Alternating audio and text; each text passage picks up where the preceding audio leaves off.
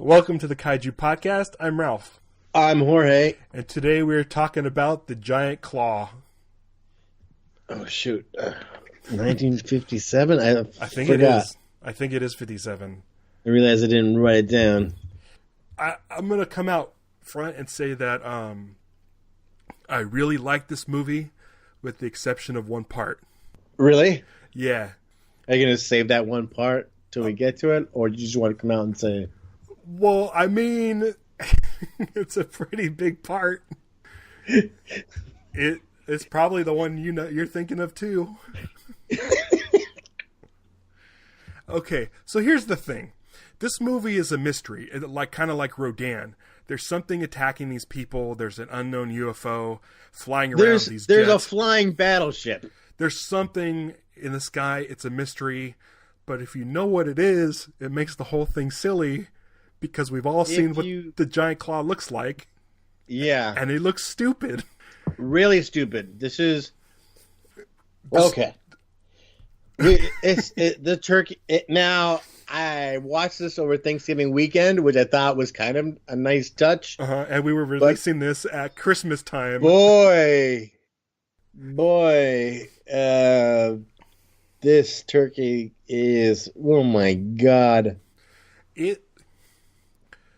It's the ugliest designed kaiju that we've come across.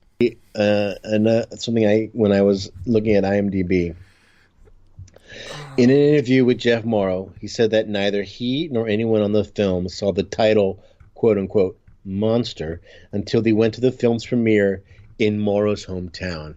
It turned out that producer Sam Kathman had contracted with a low-budget model maker in Mexico City to construct the giant claw, and no one in the cast and crew had any idea that it would come out looking as bizarre and frankly laughable as it did. And Morrow said that the audience roared with laughter every time the monster made an appearance, and he wound up slinking in embarrassment out of the theater before the film was over so that no one who knew him could recognize him. So even from the get-go, this was never a good... Like, we look at stuff from the past and it's like, oh, that's kind of silly nowadays. But this was always silly. Yeah, well, originally, the plan was they wanted a Harryhausen animated bird. Okay. And the budget couldn't afford it. So then they had to go with a marionette. Okay. If you were to take this movie and replace the giant claw with, like, Rodan, it would be a way better movie. Yeah. If you would take this movie... Yeah.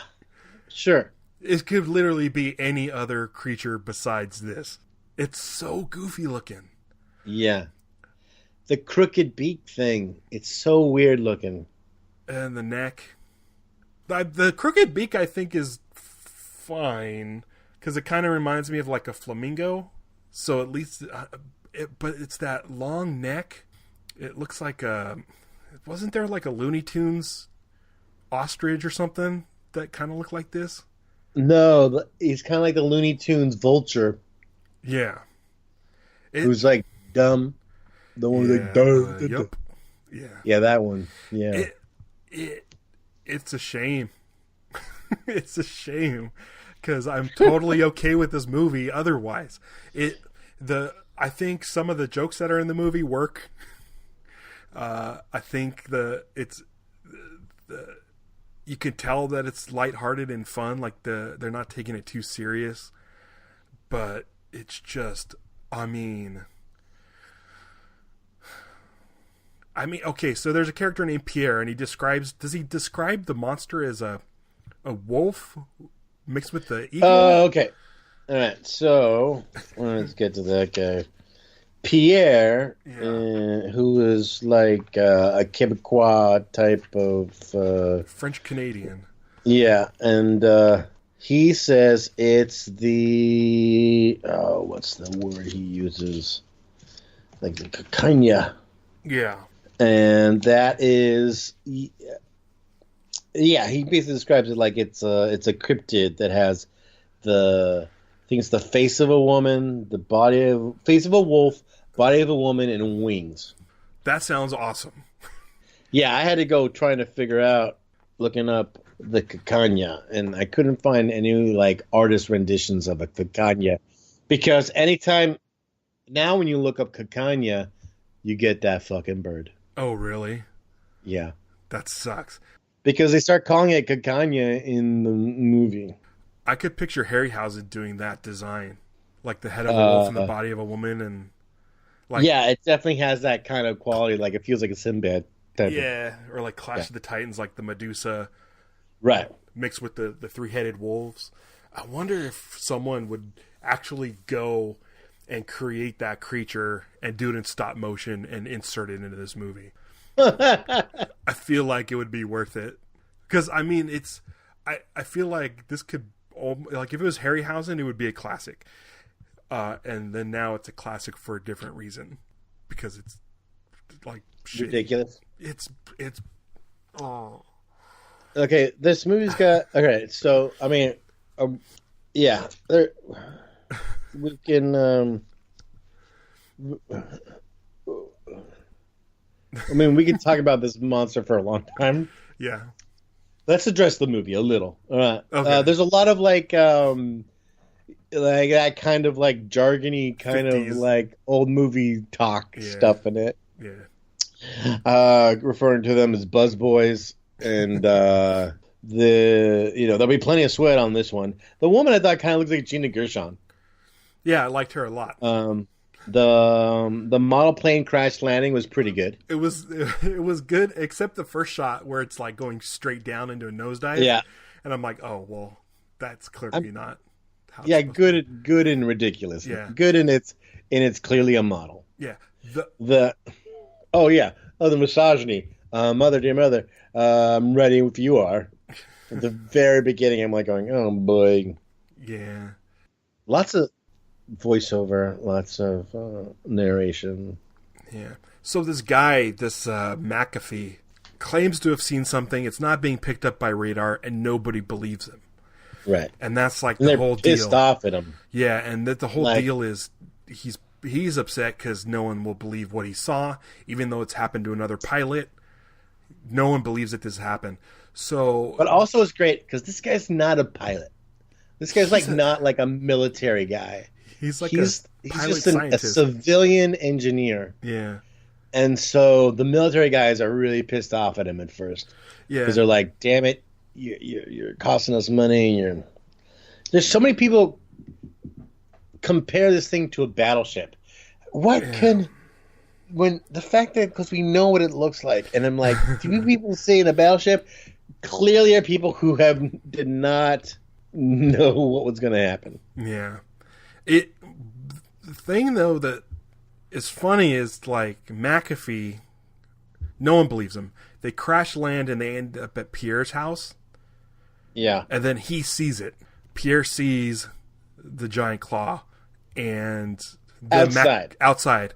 And he comes back in, or McAfee's talking to him, and he says, I saw this giant thing. And then McAfee doesn't believe him. He spent this whole movie trying to convince people that this thing existed. And McAfee completely turns around and says, I don't believe you, Pierre. Don't believe you could be. Yeah. You French Canadian types. Yeah. You swamp people. The whole thing where he's like, there's like, oh, something's spooking the animals.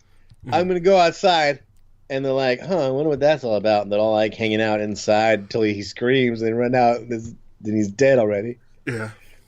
It's like, yeah, they're like, we're just gonna hang out here. Why go where the action is? I do like that they take off in the car, and then it does it pans down to the ground, and then pulls back to like a matte shot of a giant claw mark, which seemed a lot bigger. With the claw mark seemed a lot bigger, the footprint, than the actual claws itself. But oh yeah, Pierre makes applejack. That's good applejack. I make it myself. Fine for the snake bite. and then McAfee's like yelling at his general or whatever, and she calms him down by giving him more applejack. Like it immediately affects his. Why you? That's more like it. Yeah, It's so ridiculous. So I was trying to forget because this is where I like have the question. I go, hang on, you're telling me radar does not pick up birds? yeah.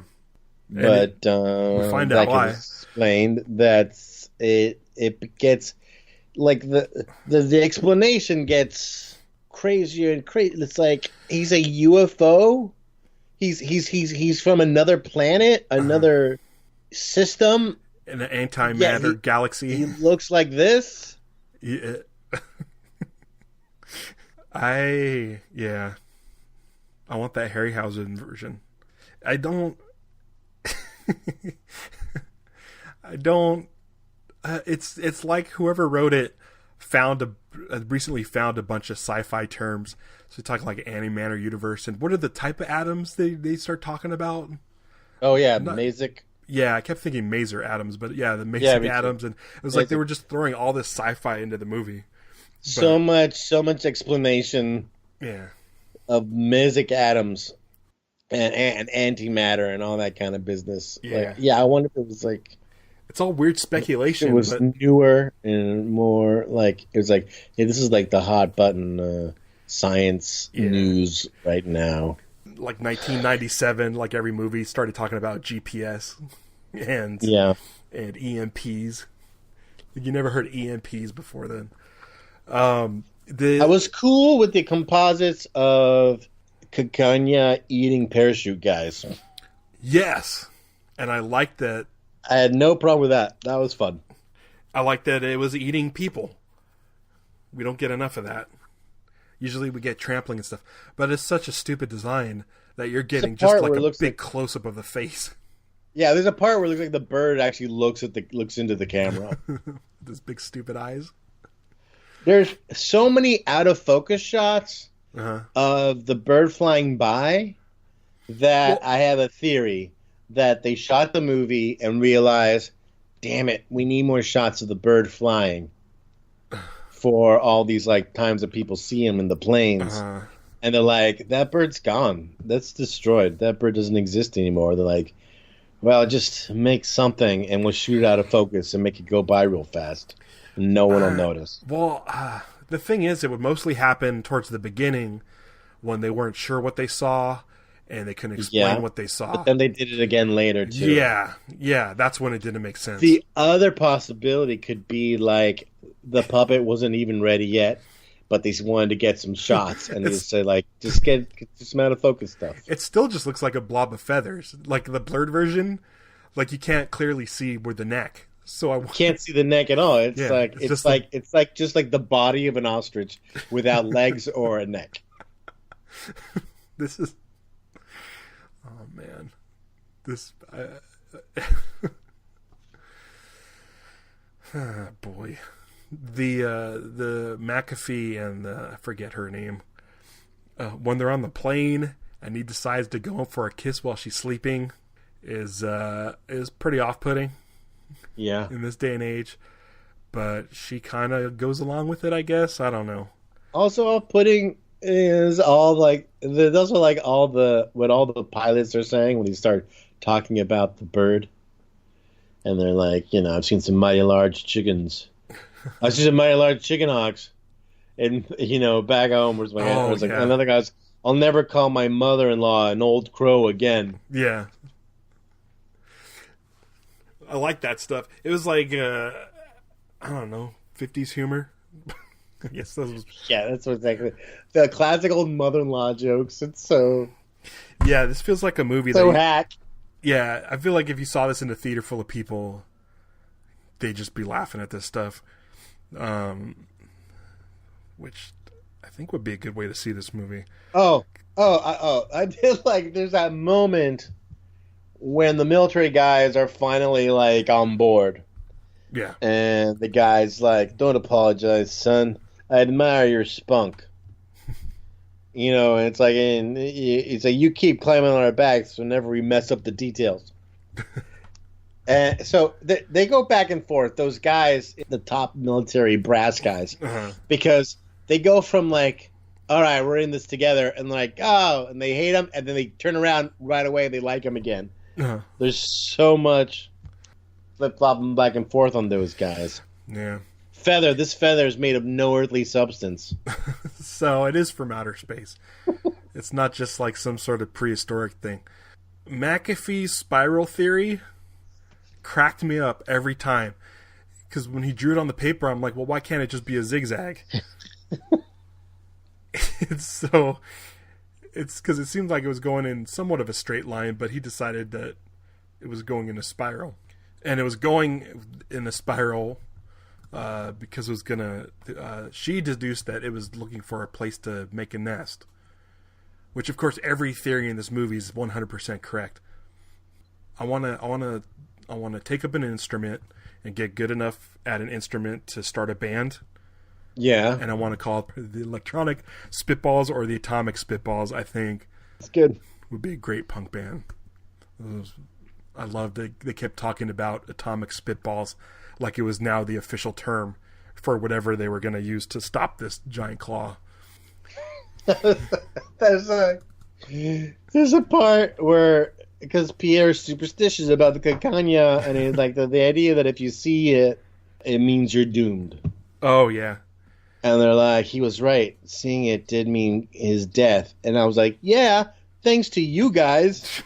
You're the reason he got caught up in all this. Yeah. And they're like, yeah, we'll take his car. He won't be needing it. And then he takes the car, and then there's the bunch of teenagers. Oh, the teenagers. Yeah. Hey, Daddy, get that tin can off the road. And they have salt.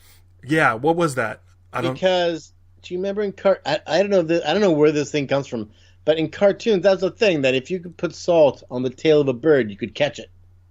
What? Because the bird won't move with salt on its tail. That was like a classic of like the Warner Brothers cartoons. Oh, I didn't know that. I don't know I was like seeing it going, I haven't heard about this in ages, since I was like a little kid. Wow. An old saying, you can catch a bird by putting salt on its tail, has been around for generations. Huh. It is unknown. I think it's basically what it means is like, if you can put salt in it, you're close enough that you can probably catch it. Oh, I see. Like if you have the ability to do that, you can do this. I get it. But that's stupid. But I remember there was a ton of cartoons where like that's how like people would catch like birds, like, you know. Huh. I did like that the giant claw grabbed the teenager's car. The two of them jumped out and survived, but the other two, I'm assuming, just plummeted to their death. They shoot the shit out of the egg, which is nice. That's kind of cool. Like, yeah. And she says she's from Montana, which I'm assuming means she knows how to handle a gun. Is the egg fertilized, and if so, how? Is this a female? So this is a female giant claw. This is the Cacanha as a female. That's a good point. So I think, did it get impregnated in the antimatter galaxy and then come to Earth? And you know what? I guess it is a female because it has eyelashes. Okay. Did you notice the eyelashes? Yes. I'm surprised they didn't put a bow in her hair. It's like Miss Pac-Man. Yeah, I don't know. They shot the egg and just kind of left it there, but I didn't know if it was fertilized or not. But the Cacanha, or the giant claw, started dropping branches on them, almost like he was going to turn them into a nest. But that didn't happen. What did you send me? Oh my God. I sent That's you. Funny. This is a Woody Woodpecker where he had salt put on his tail. And he was stuck. I'm assuming it was a saying. So there's a lot of footage. Apparently, when looking it up, there's a lot of footage in here from the day the Earth stood still. In fact, if you look closely, there is you even see a UFO in it. Really? Yeah. I mean, that's what I read. I think I might have spotted it in part of like when it's in the like when New York's getting destroyed. Mm-hmm. Oh, this one's even better. Hold on a second. This is so it's like Andy Panda does it to Woody Woodpecker. So it's like Woody Woodpecker's kryptonite? It's any bird's kryptonite. That's funny. I feel like it happened to other birds too, but this is. I remember the Woody Woodpecker would take like a picture of a watermelon off his calendar. Look at his face. Yeah, I feel like they did it in Warner Brothers cartoons too, but I don't know. Probably just didn't question it. Yeah, that's not a saying that's around much anymore, I guess. I think the destruction of New York was pretty cool. I think the coolest thing that the the giant claw did was, I guess she perched up on, I think, the Empire State Building and used that was the best part of the movie when he the neck to peck down the top of it. He eats the Empire State Building. Yeah. And I'm like, okay, well, at least I can forgive the giant neck on this part. But that's it. The rest of it's kind of dumb. But he would fly through the city and just sort of like take down skyscrapers with his claws as it went by, which was all right. There was, there's some decent destruction in the movie, but it's really hard, like when the monster looks so stupid, to get into it. I don't know if this movie would be as fun if it had a better looking monster. I don't know if I'd be as entertained. I don't know what. It's hard to say. Yeah, I don't know. But it's a big, dumb, stupid-looking turkey. And so they use the what is it again? The Masic Atoms. They stick that in a giant bomber, and they shoot it out the back. Right. Which is a good enough plan. They said, why you put it in the back instead of the front? Oh, because we want it to chase us. Yeah.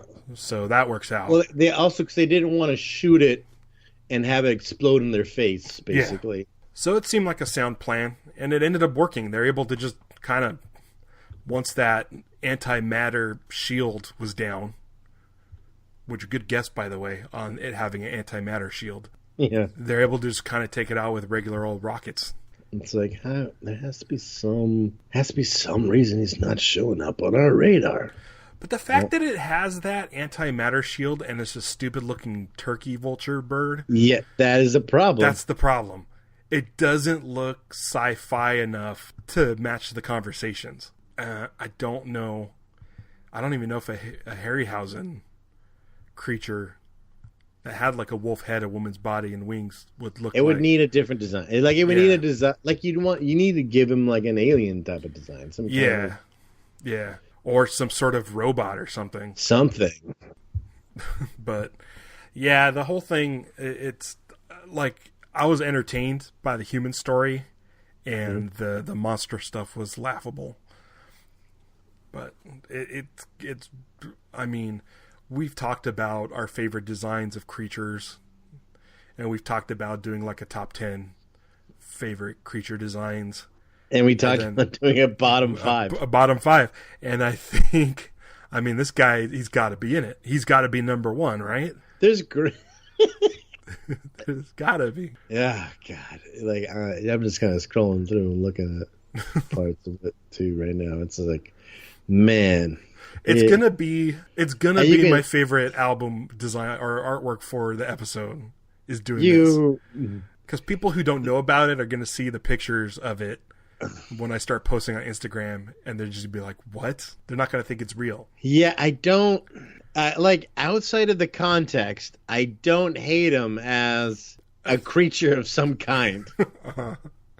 Oh, did I talk about how there's the nostrils flare? Yes. Which is... It's a beak. It's... Okay. Yeah. It's a beak, but you don't even get that with regular kaiju movies. So if they're cutting corners, why add that to it? Because it's just... Because the whole time you can you see strings and wires on it. Yeah. Throughout the movie. You can see the shadow of the pole that's pulling him and stuff. It's bad. I'm just looking up. I'm just doing a Google image search of the giant claw just so I could look at him. Wow. Yeah. Man. Oh boy. It's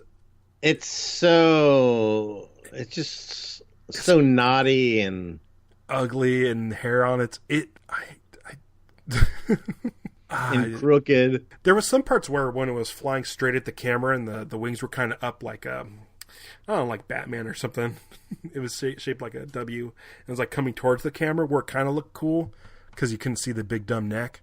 Even the poster. The poster is hiding. They didn't. They're the poster's not just no. It's look at this body. Look at this sleek eagle. Yeah. Creature. Not this.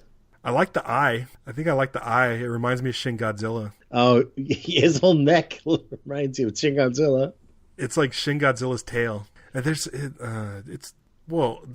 lobby card I'm looking at says winged monster from 7 million BC. Right. Which isn't the case. That's not the case. Right. How about the tuft of hair sticking out the top of his vulture head? There's just so much. And there's so much about the fact that when they're trying to build the thing in the plane, and it's just him like trying to like turn some screws, and they're like, "Hurry up, man!" And he's like, and he's still working on the same little spot. Uh-huh. Oh, what'd you just send me? Did you send it in the gallery? Oh, is that a model? Yeah. Oh boy. And it's picking up the train. It's like, oh yeah, that wasn't bad either. But the way his head is constantly kind of like bent downward. Yeah. He looks like he's like when someone's trying to look over their glasses. He's like struggling to keep his head up too. Yeah, when someone like picks up something to read, and so he's got to like look past his glasses to read it. Yeah. That's. And someone did a fake poster in the Shin Godzilla style. Wow. Is it? I don't think I'm beginning to like it, but I'm enjoying looking at the pictures. Luckily in the movie, they're not taking it so serious. You know, at least the movie has some lighthearted moments, and it's kind of like there's that bit where they're on the airplane. He kisses her, and they start talking, and then they start talking about the giant claw, and they're just yapping back and forth. And the guy says, "Hey, some of us are trying to get some sleep in here. Yeah, keep it down." Like it's fun, it's lighthearted. But if it was like dead serious, like I feel like the Meg had kind of that problem where the actors are dead serious and it's more of a dramatic movie, but the people animating the shark thought it was a fun movie. And it's like, oh, they don't really match up.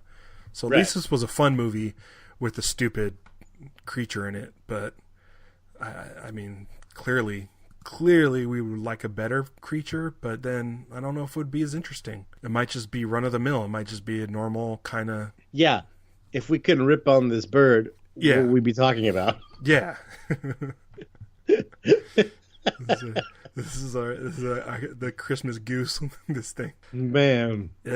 You know what's a good shot in the destruction is the chunks of building falling on people. But I do think these are the things they're taking from that other movie. Oh well, the airplane crash was kind of cool when they said it's going to explode and they duck down and they just throw a bunch of like flaming metal at them. Oh yeah, there's a few times when they're getting like stuff thrown at them. Yeah. That. You know, it's just like thrown around them while they're like going, "Oh, duck." Yeah, they got stuff thrown at them throughout the thing. Yeah, this whole movie. I didn't hate the movie. I didn't hate it at all. But I just did not love the character design. I think that's like the story of this movie. But this is definitely like this kind of thing. This is an actor's issue sometimes when you do a movie like this and the stuff gets added later, and you have to trust. There's great shots of just the head and neck swinging around as the plane's going by. Yeah. And it's just like this long scrotal neck, just like just turning back and forth. It's so funny. Would you recommend this to people? I think, I don't know. I think with a group of people, it might be fun. I don't know. Yeah, I think put it on during a party in the background. I do believe that, in the sense, like I do kind of feel like, well, I saw this, so you have to see it too a little bit. Oh, okay. And as a group, it would be fun. I think if it would be, this is the kind of movie you need to be able to comment on it as you go. But then there's also, just like all that science-y, so much explanation. I didn't mind it. Yeah, I don't think I'm going to be revisiting it. I think I've seen it, and I'll be like, all right, let's do this. Like, I'll watch clips, but I really feel like I don't think this is a movie I'll go back to. Yeah, and it doesn't even look like they've done like a Mystery Science Theater for it. They haven't? No, I feel like this is a pretty perfect movie. Yeah. Is it too short? Oh, I don't think so. Oh no, it's an hour and a half, wasn't it? Yeah, it was. I don't know. I mean, watch at your own risk. hopefully, if you're listening, this means you had to watch it. Fine. It's fine. I mean, but like I said, if the creature looked normal, like a normal creature, would it be as entertaining, or it would be lost in the shuffle? We still, I mean, the model destruction of the Empire State Building Yeah. is worth watching the movie for. I think. Yeah. And if you can have some fun laughing at this turkey vulture thing, then you're fine. Yeah. I want to get out of this one. Let's get out of this one because we're just going to talk about this thing and how stupid it looks. Our next episode, though, very excited. It's our what would that be? Second anniversary? Yeah. Yeah.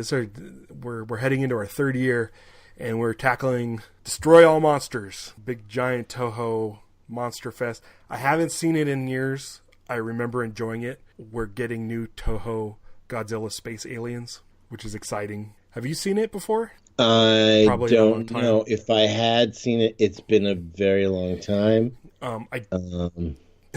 I know we've talked about Manda showing up in it, but once again, I believe it is clips. I think there's a lot of clips in the movie. Right. But Yeah, I think a lot of times, a lot of it's listed as like, stock footage and stuff. yeah. But I'm excited. It's been a while. Yeah, that's it. You'll be able to watch it on kaijupod.com. Check it out before we do our episode, and then check out our episode. It'll also give you links to our Facebook, Instagram, and Twitter, and YouTube too.